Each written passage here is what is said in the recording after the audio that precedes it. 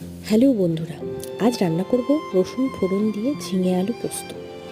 কড়াই গরম হলে তাতে সর্ষের তেল দিয়ে সামান্য রসুন ফোড়ন দিয়ে দিন।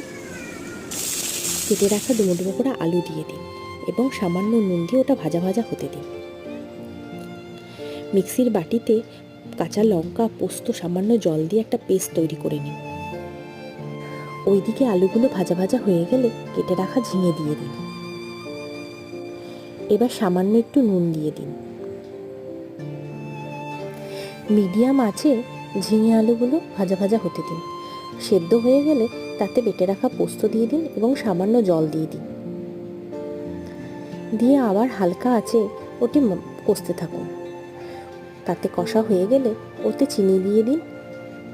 বাস, এবার মাখা মাখা হয়ে গেলেই নামিয়ে গরম গরম পরিবেশন করুন ঝিঙে আলু পোস্ত।